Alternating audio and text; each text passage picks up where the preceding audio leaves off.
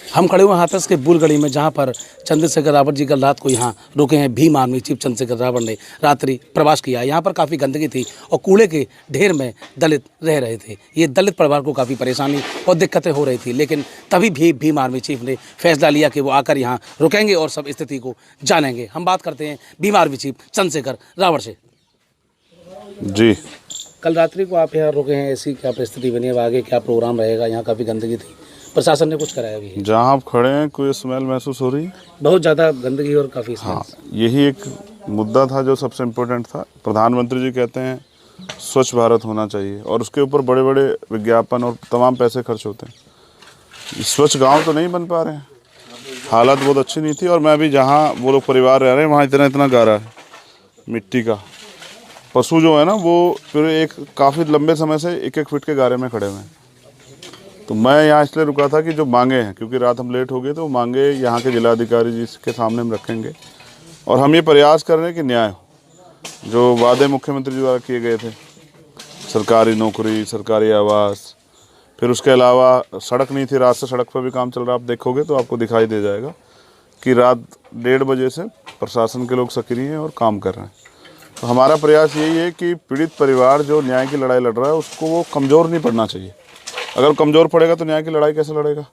तो हम सब लोग यहाँ इसलिए थे कि इम्प्रूवमेंट हो, चीज़ों में बदलाव। बाहर देखेंगे आप, सफाई पे भी थोड़ा सा काम हो रहा है। जो तयशुदा काम होना चाहिए उसके लिए हम लोग अभी अटल हैं। अभी 10:30 बजे जिलाधिकारी जी से वहीं उनके ऑफिस पे मुलाकात होगी। हमने सब लोगों को कहा कि कोई भी कार्यकर्ता गाँव में ना आए, सब लोग जिलाधिकारी कार्यालय जाएँ, वहीं बताया था बैठेंगे वहाँ जब तक हमारी मांग पे। एक जो इम्पोर्टेंट बात है, नौकरी और आवास के लिए 1 साल हो गया है घटना को, अब तक नहीं मिली है। तो मेरा सबसे बड़ा सवाल यह है, क्या मुख्यमंत्री जी ने दलितों से मजाक किया था कि नौकरी और आवास देंगे, या फिर मुख्यमंत्री देना चाहते हैं, यहाँ का प्रशासन नहीं दे रहा है? तो बीच में कौन है वो कड़ी जो जहाँ से रुका हुआ है? तो ये जाके मैं डीएम साहब से पूछूंगा। और भी कई चीज़ें। जो कूड़ा लेकर आप जाने वाले थे, यहाँ जो कूड़ा था, गंदगी थी, क्या अब उसको लेकर बीमार नहीं हटेगा तो लेके जाऊँगा दोनों लोगों के पास। मुख्यमंत्री जी को क्योंकि लखनऊ नहीं जा रहा, उनको कोरियर करूँगा, डीएम साहब को ले जाके दूंगा। हम तो साफ़ करते हैं ना मैला, हम जानते हैं। हम तो इस जीवन में जी के आए हैं, हमें एहसास है। मैं चाहता हूँ डीएम साहब को भी और मुख्यमंत्री को भी एहसास हो। लाइट रात कट गई थी, सबसे बड़ा महत्वपूर्ण है, आपके चैनल के माध्यम से बता रहा हूँ, कैमरे, यहाँ कैमरे लगे हुए हैं। लेकिन हालात ये है कि अगर लाइट कट जाएगी तो कैमरे के लिए कोई बैकअप नहीं है। इस बीच में अगर कोई घटना हो जाए, कौन जिम्मेदारी लेगा? यानी सुरक्षा व्यवस्था में भी बड़ी चूक हाँ, है। चूक है। सुप्रीम कोर्ट के ऑर्डर हैं कि कैमरे का निगरानी 24 घंटे रहनी चाहिए। लेकिन मैंने चेक कर लिया है, आप भी चेक कर लीजिए, पता करिए कहीं मैं गलत तो नहीं बोल रहा।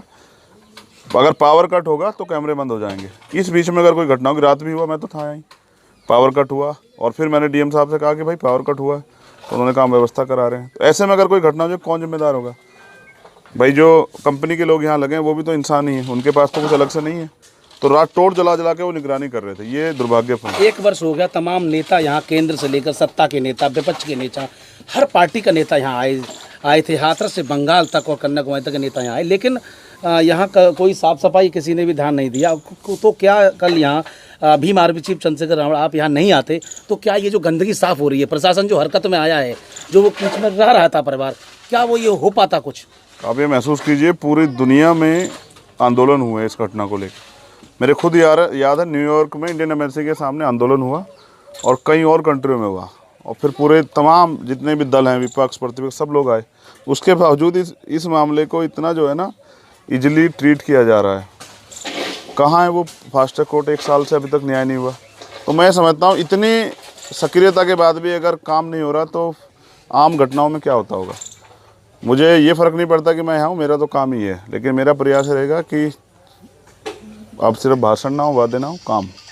अगर काम नहीं होगा तो मैं जाऊँगा नहीं यहाँ से। यहाँ से तो जाऊँगा डीएम ऑफिस, लेकिन डीएम ऑफिस से वापस नहीं लौटूँगा। अलीगढ़ में भी आज आपका कोई डीएम और एसपी से कोई वार्ता है? वहाँ भी दलितों की तमाम 2-3 मुद्दे हैं, घटनाएं हैं जिनको लेकर आप काफ़ी गंभीर हैं, और इस मामले में भी भीम आर्मी ने पहले दिन से ही इस पीड़िता के साथ थी, और आज तक 1 वर्ष बाद तक जहाँ तमाम पार्टियों के नेता यहाँ दिख नहीं रहे हैं, दूर दूर तक कोई नहीं दिख रहा है, वहाँ आप मौजूद हैं। हाथरस से भी बुरी हालात जो है ना वो अलीगढ़ में है।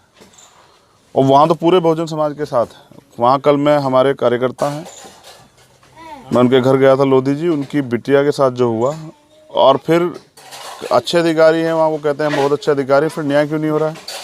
कई कई मामलों में रेप और हत्या जैसे मामले में गिरफ्तारियाँ नहीं हुई है, और क्या क्या नहीं है। इसलिए मैंने डीएम साहब से और एसएसपी जो है वहाँ उनसे कहा था कि भाई मैं आके आपसे व्यक्तिगत मिलूंगा, और अगर यहाँ से जल्दी इन्होंने मेरी मांग मान ली तो फिर मैं अलीगढ़ जाकर बैठूंगा, और अगर ये नहीं मेरी बात मांगे तो फिर अलीगढ़ में भी एक पंचायत होगी और एक पंचायत हाथरस में होगी, और वो पंचायत जो है ना निर्णायक होगी, देखने लायक होगी। बहुजनों का वोट पाने वाली पार्टियां बहुजनों का बिल्कुल ख्याल नहीं रखती हैं, लेकिन भीम आर्मी बहुजनों के मुद्दे पर लगातार काम कर रही है। तो आगे आप क्या राजनीतिक स्थिति देखते हैं? क्या अम्बेडकर क्या आज़ाद समाज पार्टी किसी से गठबंधन होगा, या आप अपने आप को कहाँ देखते हैं जहाँ युवा जुड़ रहे हैं? तमाम दलितों के मुद्दे पर आप खुद जाकर काम कर रहे हैं, आपकी टीम काम कर रही है। मैं तो एक जिम्मेदारी को, जो बाबा साहब अम्बेडकर और माननीय काशीराम साहब का आंदोलन, उसको आगे बढ़ा रहा हूँ। मेरी राजनीति तो यही है कि जहाँ कोई पीड़ित शोषित है, किसी भी समाज वर्ग का व्यक्ति, उनकी लड़ाई को लड़ा जाए, उनको न्याय दिलाया जाए। बाकी रही चुनावी बात, तो चुनाव तो आते जाते रहते हैं। अब जनता को ये तय करना है कि उन लोगों के साथ रहना है जो 5 साल में सिर्फ वोट मांगने आते हैं, या उन लोगों की मदद करानी है जो लोग लड़ना चाहते हैं। देखिए, जब तक मुझे अवसर नहीं मिलेगा, आज तो मैं लड़ रहा हूँ, लेकिन अगर मुझे अवसर नहीं मिलेगा तो मैं ज़्यादा अच्छा नहीं कर पाऊँगा। मेरा प्रयास है समाज से भी कि मुझे एक बार अवसर दे, मेरी क्षमता को देखे। मुझे अवसर मिलेगा तो शायद उत्तर प्रदेश में बहुजन समाज के दिन जो हैं वो बदलेंगे।